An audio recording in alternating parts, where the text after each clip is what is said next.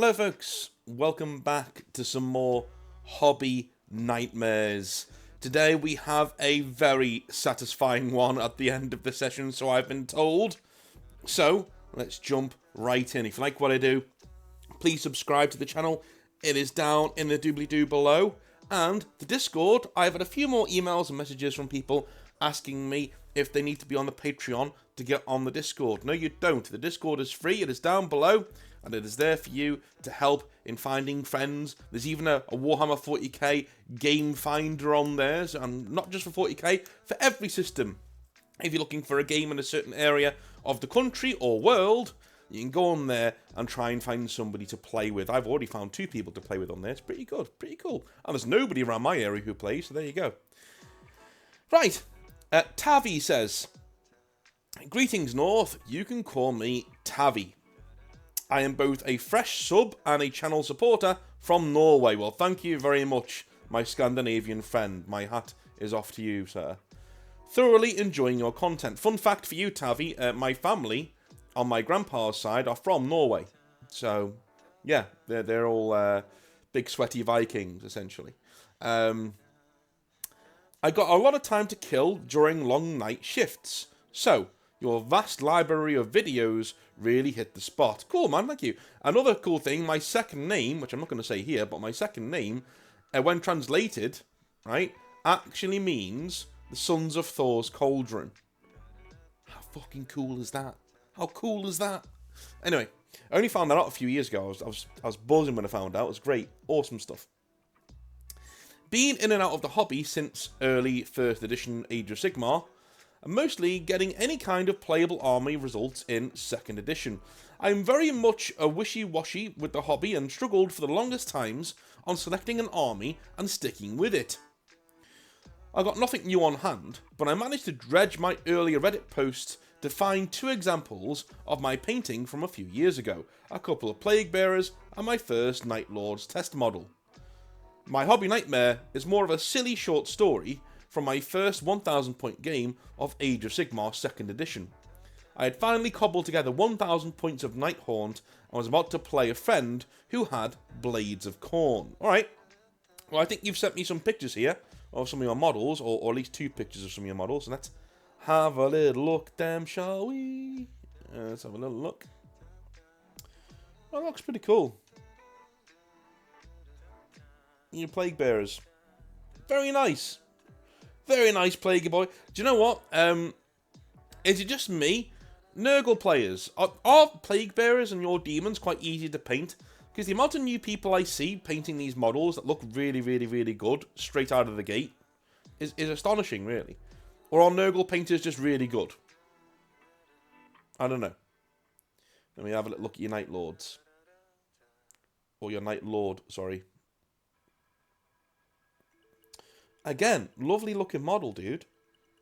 Dude, that is a great looking model. That's not even lovely. That is great. For somebody who's... God, you're new.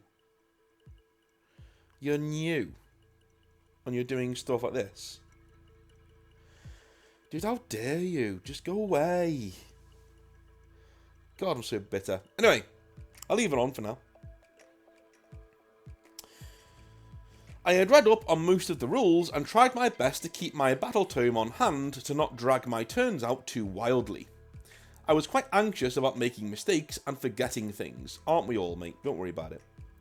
What I did not foresee when fielding an army with horde tendencies, 20-man blobs of 25mm ghosts and such, was the fact that getting stuck in with important models wasn't a cakewalk after you've bubble wrapped your enemy in chaff.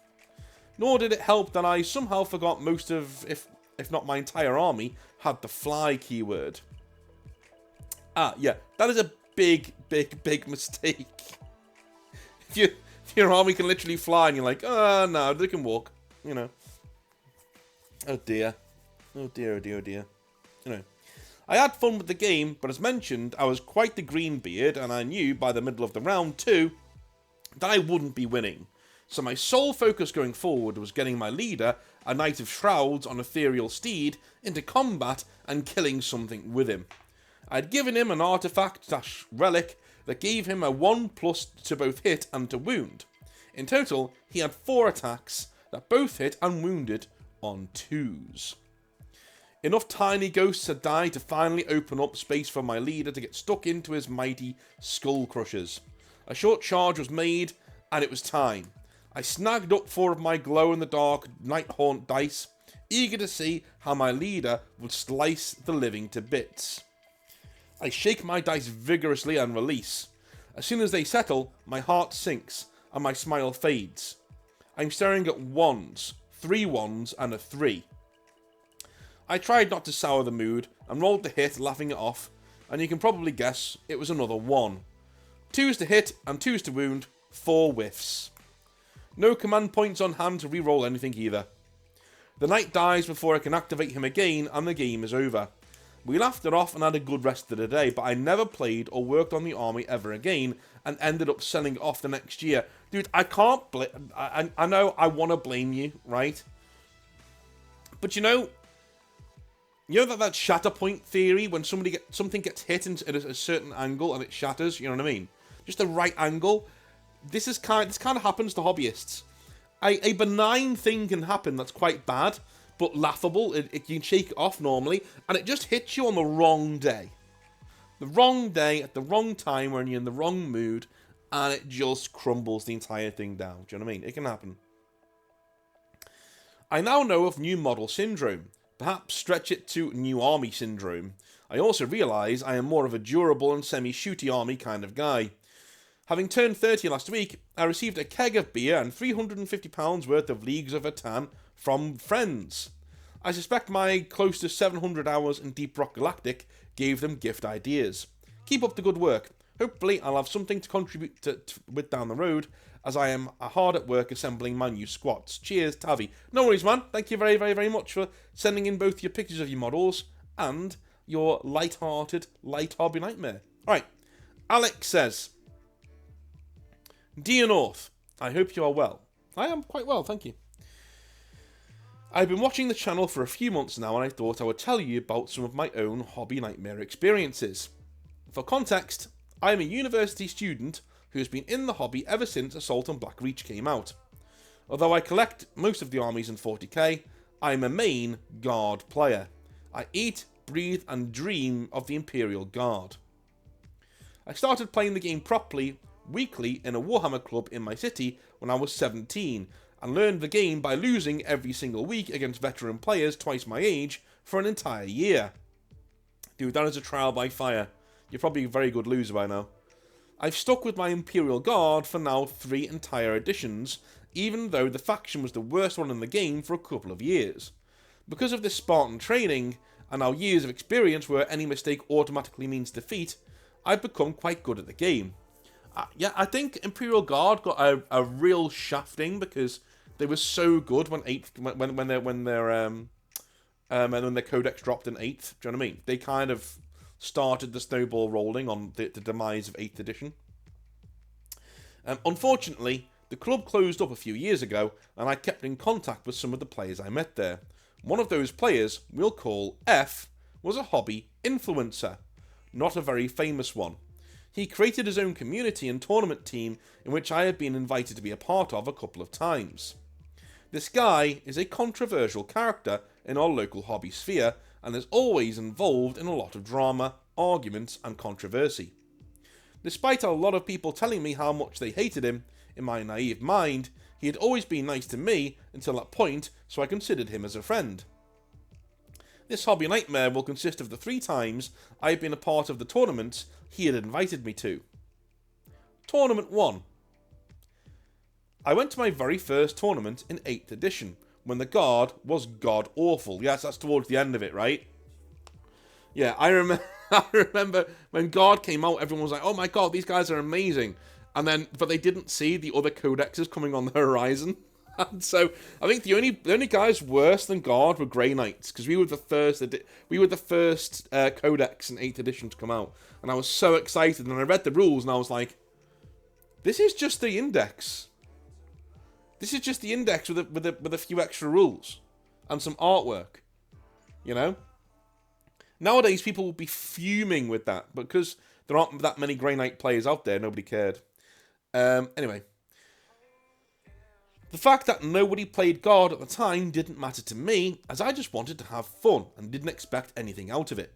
I simply wanted to experience what it feels like to play 3 games in a day, make new friends, and hang out with my buddies from the team.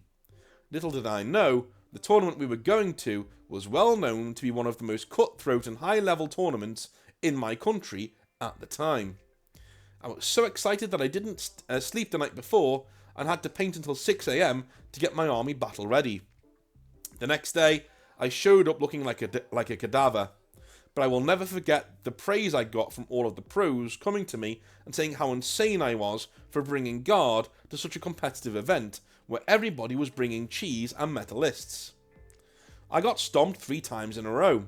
The first game was against a Tau player who came all the way from France for the event.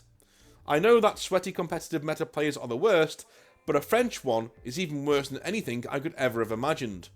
When I told him this was my first tournament, his eyes glowed with malice. He showed me no mercy, and when during my first ever shooting phase I forgot to shoot my 2 manticores and asked if I could still shoot them with 2 seconds after, saying, "And that's the end of my shooting phase," he said, "No, I won't allow it. I knew you forgot, kept you distracted on purpose, and waited patiently for you to say it was the end of the phase. It's not my fault if you play badly." Yeah, dude, I would at that point, mate, I would literally be like, okay, cool, this is how you're going to play the game? Fine, I'm picking up my models. Have a fun win, right? And I'll go and play someone else. That's the kind of shit. 2 seconds after, okay, that's the end of my shooting phase. Oh, wait, no, hang on. Can I shoot those? I forgot to shoot those. And if he says, no, and also, I know you forgot to shoot those, and I was waiting for you to say the end of your shooting phase, so it's not my fault you can't play properly. Mate, I'm picking up my models and being like, yeah, okay, cool, have a nice tournament, enjoy your win, and I'll go play someone else. I'd rather go sit at the bar. Dickhead, mate. Just don't play with them. Don't play with them. They'll soon learn. I felt shocked because of how ruthless he was, despite me being a sleep-deprived young player who had never played in a tournament before, with the worst army in the game at the time. I was clearly no threat against him. I only wanted to enjoy a nice fun game and make a new friend. I also had allowed him to go back on his moves twice during his own turn. But it seemed that he clearly didn't care about having fun. No, mate, it's not just that. He's a dickhead. Just don't play him. Stop playing. That ignited something in me, and I fought like hell after this, and even came close to beating him, only losing by 5 points. I saw his eyes being more and more mortified each turn after seeing the difference in score diminishing, and even if I ended up losing, I knew in my heart, if I had not made my early mistake, victory would have been achieved. By the end of turn 5, all of my poor guardsmen had perished, but since it was done in order to scare a French meta-chasing Xenos fish... But since it was done to scare a French meta-chasing Xenos fish sucker, it was a sacrifice the Emperor would have been willing to take every day. After this, I was paired against the F, the guy I told you about, the influencer, who was extremely happy to fight me as he knew it was essentially a free win for him. I later realised that this was the reason why he kept inviting me to these tournaments. We had only played once together before, but I was still learning the game at the old club, and he had obliterated me back then. I was a naive, easy prey for him to farm points on during tournaments. This trend would go in every tournament after this. Every time I went, I was paired against him at some point and would be used as a means for him to climb the ladder, and that's when I became suspicious of him rigging the pairings to boost his score in the leaderboard. Anyhow, I came in almost last in the scoreboard and didn't think anything out of it, but I also felt proud to have been able to stand up to the pros with my weak humies and flashlights. I thought you said flashlight then for a second. We don't do flashlights on this channel, at least not after I had that Freudian slip a few weeks ago, where now everybody thinks that I fucking own one. Hooray. There's nothing more frustrating, right? Like, if you're caught doing something or saying something that's true, you go, oh, for fuck's sake, you're really annoyed. But, like, if you say something and you know that's not true, but you know everyone's going to jump on it, you're like, oh, no. It's really fucking frustrating. Anyway, a year and a half later, this was the big team tournament. Again, extremely cutthroat. The team were extremely strong and even included the national team of the country. F had the brilliant idea of submitting 2 rosters for the team in the event. Roster A, with all of the competitive players of the community and him as captain, of course, and Roster B, with all of the weak players, essentially to farm points on by beating us. Oh my god. Since the 9th edition, Guard Codex hadn't come out yet, they estimated that I would have had a 0% chance to put up any kind of resistance. Roster B would be their trampoline to jump higher in the leaderboard and potentially come in 2nd or 3rd after the national team. However, I didn't really care, as I just wanted to do my best with my Imperial Guard, and my team members from Roster B felt the same way. We'd all brought weird, wacky lists to have a laugh with, except for one guy that was an absolute tryhard, but was comically so terrible at the game that he lost every single match, 0-20 WTC score. Despite being one of the exact same lists a pro had recently used to win a big tournament in the US. In the same tradition as for my first tournament, I ended up building and painting my army until 6 AM, only sleeping 10 minutes on the floor in front of the building before the start of the tournament. The tournament organiser, who knew me, even gave me a free energy drink and wished me luck, and that he hoped that I would at least experience one win with my horde of guardsmen. Dude, you need to work on your sleeping pattern, mate. Or your work schedule. You're ruining the weekend for yourself. Don't stay up until that time. You're going to ruin your own time. Don't do it. You know? Silly. Right, sorry. I had to take a sip of tea there. Since this was a team event, each captain had to put a player in first defence. And since I was the only guard player at the event, I volunteered to be the sacrificial lamb who would have to suffer the worst enemy lists so that my teammates could potentially face more advantageous matchups. That's how I found myself against one of the country's best Sisters of Battle players. Sisters of Battle were the meta thing back then. In this desperate situation, I pulled off one of the most insane resistances I have ever done. Despite me almost fainting nearly every 10 minutes, it felt as if the spirit of the Holy Emperor himself was guiding me and commanding my troops. By the end of the game, multiple people who had already finished their games came to watch our game because my opponent was apparently quite famous in the community and they couldn't believe their eyes. By the end, my opponent shook my hand and said it was the best game of Warhammer he had ever played. Despite this crazy and unexpected outcome, I felt like I had used all of my brain power on that one game and lost all 3 of my next games. Game 2 was once more against F, the captain of roster A, who chose to fight me once again on purpose. After witnessing what I have done to the previous Sister of Battle player, he used his own sisters to essentially block me from moving up the board for the entire game.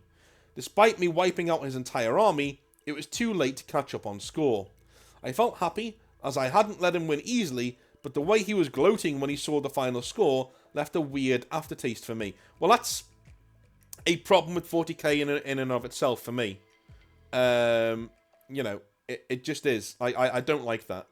If you table somebody, that should be end of the game. Alright, that should be the end of the game.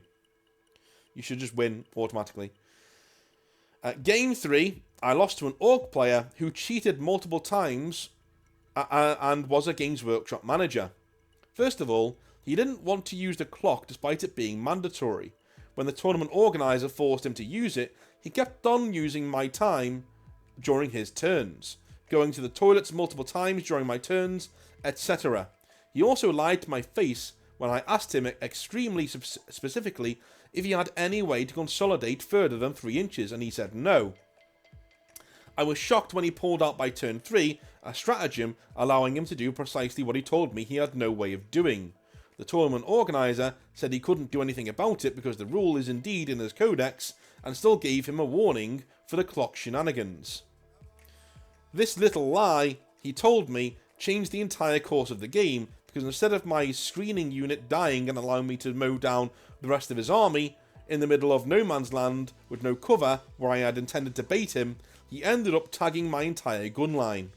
As previously, playing guard back then was unforgiving. One small mistake and your entire army becomes useless. I still resent this player because I felt really surprised that a Games Workshop manager, out of anybody, would have this kind of hobby nightmares worthy of behaviour. But hey, by the end of the event, roster B had defended itself way better than anybody would have anticipated, costing precious points to our roster A, and one of our players even won by accident against one of the players from the national team by using a weird, unoptimized Eldar sub-faction nobody was used to playing against. Considering I only lasted 40 minutes against my opponent from the national team, who had played the Creations of Bile combo list, this was a crazy feat. Following this, there was some drama, as F was scared to lose a spot in the team he created, since there were players in roster B that could prove worthy of being in roster A and potentially threaten his position for the next time. A few years passed where I wasn't invited because I hadn't lost to F as easily as he had wished, until finally the third and final tournament came around. For context, there was a huge drama with F, as he lied and stole a lot of money from a bunch of people in our community, including me and my friends. He paid back some of the money, but not all of it, when he was found out and confronted. Despite all of this, I accepted his invitation to this tournament, for which he was the tournament organiser. He had initially invited a complete noob who had been in the hobby for 2 weeks to be his opponent in his tournament. Contrary to the other tournaments, this one was sponsored by a bunch of local game stores, and there was a ton of expensive prizes, a raffle, and the player pool was very restricted. So that's why you went, essentially. Even though you don't like this guy. Okay. Essentially, he was counting on farming on weaker players he had invited and paired against himself to artificially bump up his score and win big prizes. However, one of the weak players he had paired himself with had to cancel the night before, and that's why he invited me as an urgent replacement. He probably thought of me as the weak guard player who would allow him to get points and not threaten his position, and probably thought I had just been lucky last time since he knew I hadn't played in 10th edition yet. He thought I would be struggling. When I said I wasn't sure if I would be ready when I said I wasn't sure if I would be ready to be a replacement for the newbie that had dropped out in just one night, he begged and even insisted on paying for my registration, my food, and my transportation, saying it was for the good of all of the players of the team who participated in this tournament, etc. Well, that's fair enough. Little did he know that I'd been playing a lot with my friends during the rest of 9th, and despite my losses in previous tournaments and my casual mindset, I'd become a 90+% win rate murder machine. So, as soon as he insisted, I jumped on the occasion, learned 10th edition overnight, and cooked up some Galaxy Monkey Brain list. Assembled and painted the models until 6 AM, again. Dude, you are mental. You are mental. There's something... I can't function if I don't sleep. You are mental. How are you doing tournaments with no sleep? I showed up at the tournament and used this crazy list nobody was expecting with a door hammer, rattlings, and all sorts of joyous things that nobody would have experienced fighting against. I won my first game, 20-0. I mean, is that a thing? Against a friend of mine who was part of the team. When he lost, he told me, please, just make sure to beat F. He paired you against him and a couple of the team because he wants the prize. Since you were able to beat me and get such a good score, you might be able to stop him from getting a prize. We all secretly want him to lose. I found that hilarious and promised I would try my best to contribute to this most noble of causes. So here comes the game 2 against F, and I was pumped. He had brought his meta towel list. He was so overconfident, even making loud comments like, "Your list is ridiculously bad. Why would you even consider bringing such a super heavy like this in a WTC terrain layout? Your big tank can't even cross half the map. I was right to make you participate. This is going to be fun. I was surprised you were able to paint your army overnight. I thought you would get 10 point. I thought you would get the 10 points penalty," with a huge grin on his face. He also kept pretending that his list was bad, when in fact, I knew fully well that this was the same list I had seen and heard about online being played by pro players across the globe, and his list essentially had every single broken meta combo the Fish Xenos could possibly want. He was so cocky about the matchup that he screamed to the entire panel of players, "I'll bet €20 that he won't even kill my warlord," followed by an arrogant laugh. I disliked that and continued to take him up on his word. I had Lord Solar Leontus in my list, and one of his abilities allows him to redeploy units at the end of the deployment. It's a rule many people forget or simply don't care about, so I baited him into placing his warlord in a certain spot, and right as he was going to grab his dice to roll off, I replaced my huge tank on the starting line right in front of his enemy warlord. I saw his face turn white with fear, and I couldn't help but die of laughter inside. He had fallen right into my trap. We rolled off to see who started, and I got first turn. I immediately shot half of his army into oblivion and crushed his warlord under the treads of my super heavy tank in melee by rolling a 12-inch charge. That's so satisfying. This isn't even the satisfying hobby nightmare, by the way. That comes next, apparently. I'm sure he still has PTSD from this absolute ass whooping. Over the course of the game, everybody in the room seemed to be rooting for me, and many even came regularly to visit our table, distract F, and make little pokes at him for selling the skin of the bear before killing the bear. However, F used my lack of knowledge of the tournament terrain rules, which had changed since my last tournament, to cheat a couple of times, allowing him to get some points, and we ended up calling it a draw. Alright. He was also called up multiple times by other players who kept saying to be careful and not to let him cheat. This draw, however, made him drop in the placings, and I could see him fuming. I proceeded to innocently claim my €20 he owed me, to which all of the people in the room seemed to laugh and patted me on the back for it. It was surreal, as it felt like F had wronged everybody in some way or another, and everybody present was overjoyed to see him a little bit miserable. I bought a raffle ticket for €20 and won a box worth at least a quadruple of that money. I could feel his anger from across the room when he realised that I had won one of the big raffle prizes with his money. After this, I won the other games against other people in my teammates. By the end of the day, the players' leaderboard was announced and I came fourth, and F came third. He was about to go pick up his prize, the Gene Stealer Combat Patrol box, which he told me he really wanted so badly that he was salivating for the idea of winning it, when suddenly a bunch of players spoke up and said there must have been a mistake in the leaderboard. F panicked and said he would quickly recount the points, and after a few minutes of pretending to work on his computer, with a terrible acting he said, "Oh, I'm sorry, I've made a little mistake in the points. Thanks for realising it. I didn't mean to do this for my own benefit." To which all the players said, "Yeah, of course, just as usual." After correction, he came sixth and I came third.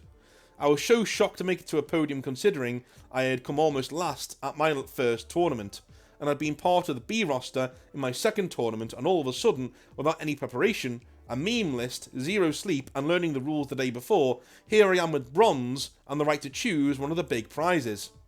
Maybe I was too petty for this, but when I came to choose my prize, let's just say all of a sudden, I was a Gene Stealer cult player. In the end, despite him deserving it, I kind of feel bad because I ruined his plans, took his prize, won his money, and used it to win a raffle, all under his invitation, and made him pay for my registration, lunch, and transportation. I haven't been invited ever again after that tournament, but I've always remained cordial and friendly towards him, as I don't want to be a part of any drama and feel like we're even. Also, I learned a couple of months ago via another friend, who actively plays competitive Warhammer, that some major teams had analysed my list as a case study, and that apparently I was known as the unpredictable zombie guard player who taught a lesson to F. Also, at some point, the team ceased to exist because the players didn't want to have to deal with F's BS tournaments anymore, which is understandable, but makes me kinda sad. Since I've been watching your channel, I've learned to gatekeep the heck out of my hobby time, and I've since been playing only with my friends in my local game store and a club at my university. I have built my own hobby circle with people of my own age. No drama, only fun and some laughter. Thank you so much for this advice. Warhammer has never been so fun for me. We're even planning to go to a grand tournament with our own team this time. And finally, I want to thank you for helping my mental health in general and guiding your audience on the path to Stoicism. Having recently left a 4-year long of half-toxic relationship, not falling into the trap of rushing into a new relationship before being fully healed and ready has been difficult but a necessary step in my path to improvement.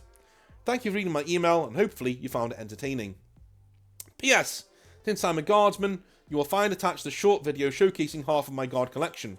I used in a 9-hour-long narrative game. Hopefully, I'll be able to show my entire collection at once one day. Mate, send me some pictures because I can't do videos on this computer. Well, I can, but it takes a while for me to download it and get it all sorted out. So, send me some pictures and I'll put them on for you, alright?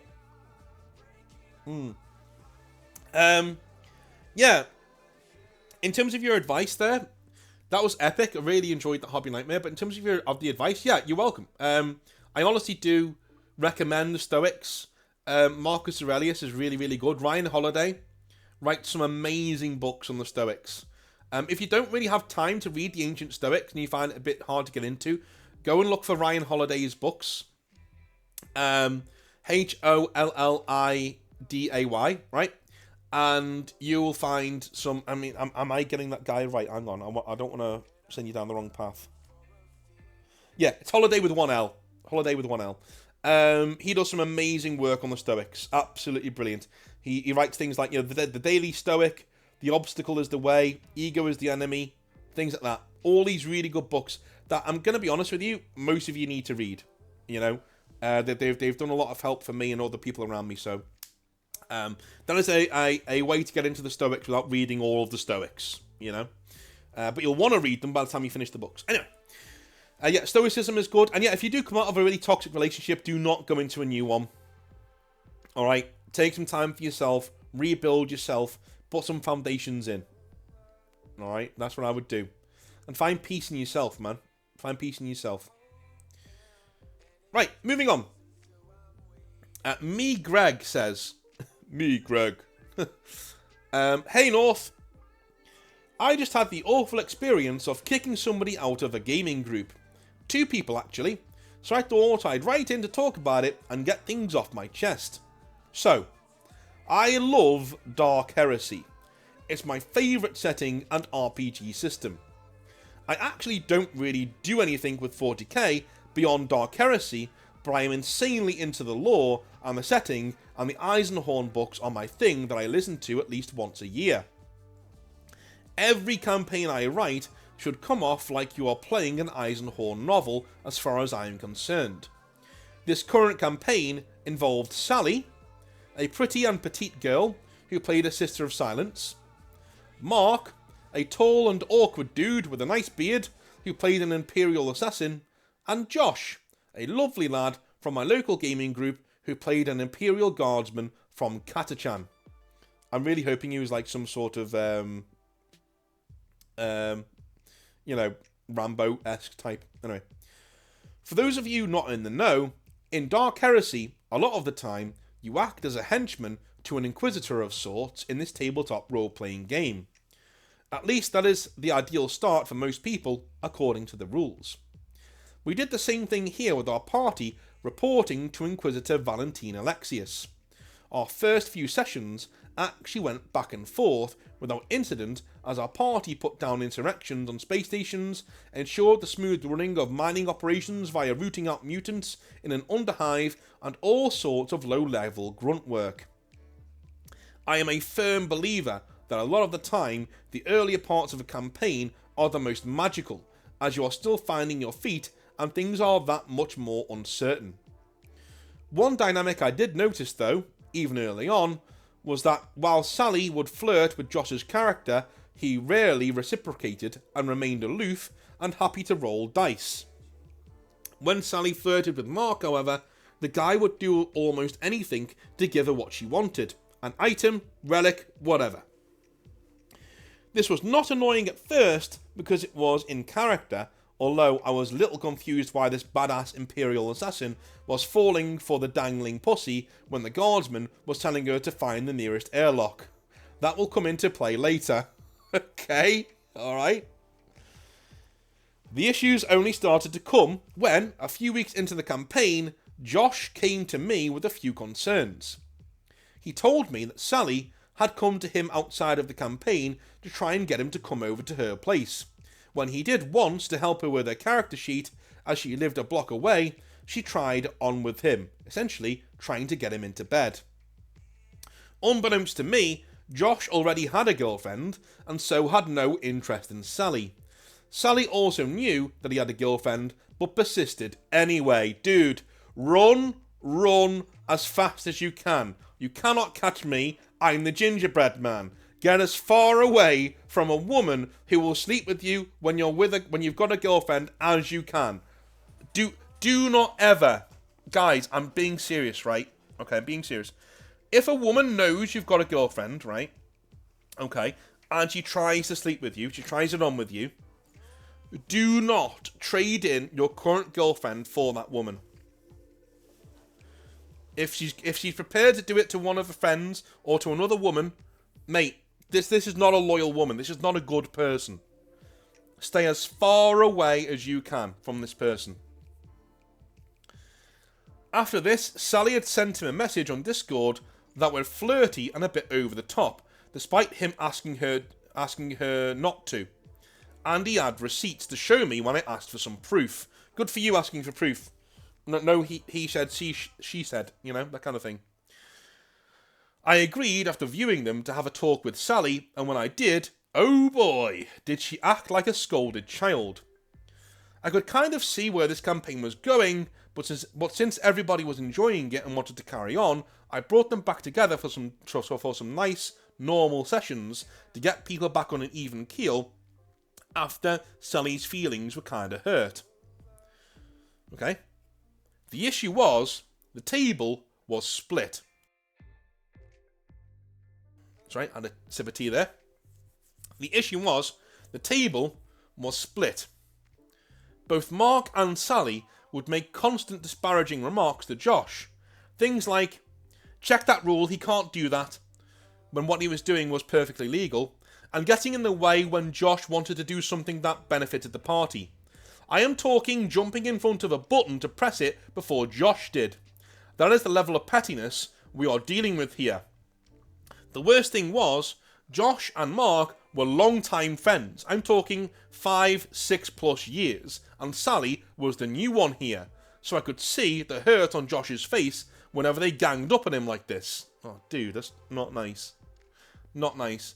This guy, by the way, okay, I've said what I think about Sally, right? She's just a hoe. She's just a hoe, right? Don't worry about that. She's a hoe. The biggest hoe bag you can get in the world is a woman who will sleep with another woman's fella, with another woman's man. That's the biggest hoe in the world. All right? Literal hoe. Like, I mean, that's bad. That's so bad, even other women in the sisterhood, quote unquote, will look at them like, yeah, bitch, you stay away from my man, you stay away from me. Thank you, you're a hoe. Go away. Right? That's bad. But the worst thing is that this Mark's his friend. And he's ganging up on his friend with a woman he's just met. That's breaking omerta. I've said it many times. That is breaking omerta. You're breaking bro code. You don't deserve good male friends if you do shit like this.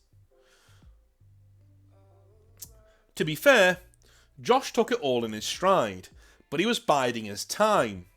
I really felt for the guy as his apparent friend in Mark just bailed on him to worship this chick who had no intention of sleeping with him.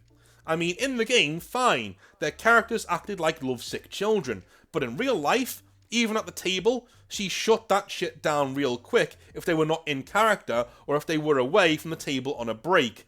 Painful. Yeah, lads, this is why you should never, ever, ever go against your friends for a woman. Okay? This is where simping leads you. It leads you to lose friends, be the dickhead in a hobby nightmare, right? It leads you to lose friends and shit like that, and you end up you don't even end up getting laid because women don't respect you. They don't respect you. If you simp for somebody that you've just met, they're not going to respect you. And if they do, they're toxic as fuck, and they're gonna stress you out and drive away all your friends. But most of the time, they're not going to respect you. They're not going to sleep with you. They're going to take your attention, take your money, take your time, and digest you and shit you out. That's what they're going to do. And they'll go and sleep with Chad. I think that is what hurt Josh the most. He couldn't really give a shit about a girl being off with him over a rebuffed advance. It was more that this creep of a friend chose a girl they had just met over him so openly and just expected him to accept it. Well, things would come to a head later on. After a particularly stressful mission, both Sally and Mark had treated the session as an affirming of their characters' love for one another. Alrighty. Whilst, of course, Josh did most of the heavy lifting during the mission. When they got back onto their gun-cutter ship, Josh walked in and flopped down on the mess couch, whilst Sally and Mark had their first kiss, quote-unquote, in the doorway of the ship, whilst it sailed into the void and eventually started to translate into the warp. Okay? This is because it was the airlock and there was a nice window of reinforced glass, a nice backdrop for their first kiss, so they told us. I know. Ridiculous. Josh got an evil smirk on his face as Mark and Sally rolled, giggling their dice, to see who was the better kisser in the session. Oh my god. His character stood up, walked over to the airlock, and pressed the button to lock it closed. It was a one-way lock, of course. Both Mark and Sally screamed at him in real life to stop being a dick and ruining the moment, but Josh cupped his ear and said, "I can't hear you. The airlock is airtight, you know? No sounds get out from those things." When Mark had the gall to say, and I quote, out of character, "Stop being so fucking immature, man, you're embarrassing me," unquote. Josh looked at him, dead in the eye, shook his head sadly and said, deadpan, "Whoops, my hand slipped." And he opened the outer door of the airlock. That was it. No rolls, no nothing. They were whipped out into space as the ship was in translation to the warp at the time. The Geller fields may be on, but you are still on the outside of those shields the moment you were in the void. Plus, they had no spacesuits on or anything like that. Instant death. I went into quite vivid detail on how they were killed and made them sit there as I read a passage from the Night Lord's omnibus that goes into great detail on what happens to the human form, even in Astartes, if you are in the warp without any protection. Oh no. Oh no. Josh went and sat back down on the mess couch. Slumping there, he called the navigator once they were safely translated and told him to call ahead to the Inquisitor and tell him 2 henchmen had died on the last sortie. Needless to say, a real-life argument ensued. I even caused a lot of flack for letting it happen. To be fair though, this was a situation that was so unique that I was powerless to save them. He had gone and told me he was locking the airlock so quickly, and I had no means to, as a DM, by which to stop him from pressing a fucking button. And to be honest, I thought he was going to use this as an intervention, so I wanted it to happen. You know that moment when sorry, go on. I need to go on the next page here. Right, you know that moment in Firefly when he gets locked in the airlock? Sorry, you've lost your way here a little bit. You know that moment in Firefly when the bad dude gets locked in the airlock? So Nathan Fillion can talk to him and talk him down off of a ledge, sort of a thing. That's what I thought was happening here. Okay, sorry, yeah, you got jumbled up there in your talking, in your prose. I didn't expect him to just space them though.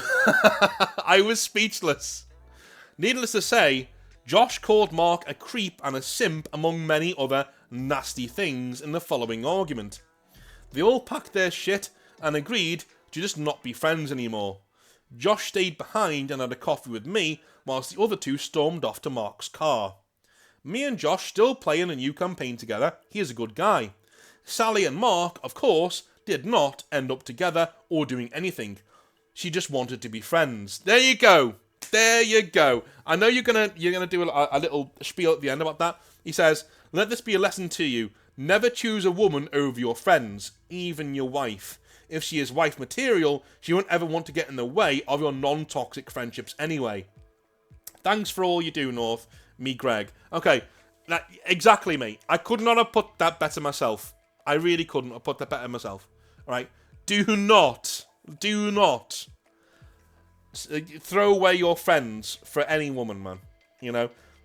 If you let a woman into the point where you are, like, she's your best friend and your wife and you trust her judgment and all that, and she's good with all of your non-toxic friends, if she pulls out a friend that she doesn't like, there's a reason for it, alright? There's a good reason for it. So trust her judgment then, okay?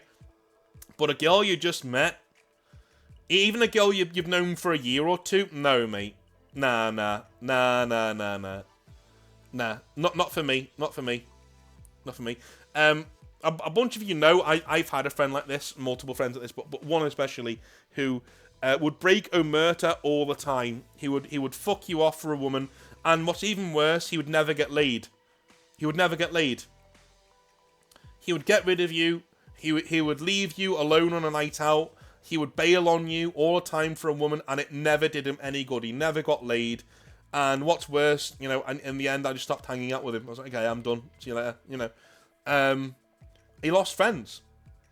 This is what it is, because he would throw you under a bus. He'd throw his grandmother under a bus if there's a smell of pussy in the air, right?